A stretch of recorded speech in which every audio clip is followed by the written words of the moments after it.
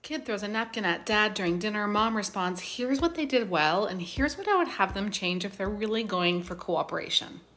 So what'd they do well? They stayed pretty calm and regulated. They're clearly on the same page, and I know that because the kid threw the napkin at dad and then mom responded, and they didn't use a lot of language.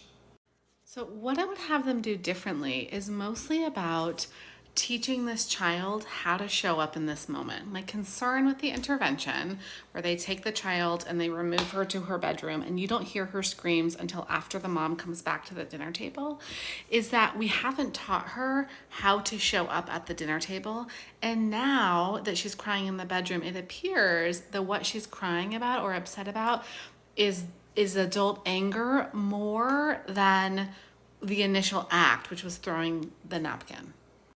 First question is, why did she throw the napkin? What happened immediately before this that provoked that? That's what we need to deal with and help her learn how to manage. Once she's thrown the napkin, I want her to do some repair. So we could say, up, that hurt daddy. Daddy needs an ice pack. Mom could take her to get an ice pack. Now, the problem with that is that dad is laughing. And so you do have to suppress your own laughter reaction, because that is going to accidentally reinforce. Now, if this is a pattern and we can reliably assume that she's going to throw something again if they don't do something bigger, then I'm going to swoop in and take what she has to throw and say, up, it's too hard for right now. Plates stay on the table, or dinner stuff stays on the table. And if she says, I want it back, then I'm going to say, okay. Having it back means it stays on the table. Are you ready for that?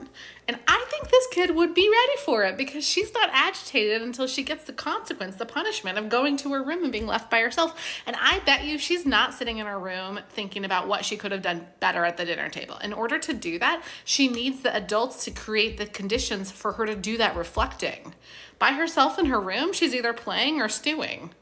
And so while they have a lot working for them, they're fairly regulated, they're quiet, they're not using a lot of language, mom gets close, they've also got a lot working against them. And my bet is that this is going to happen all over again, on repeat, until somebody takes the time to teach the child how to manage the emotion that caused her to throw the napkin, and then how to show up and do something different when that happens again.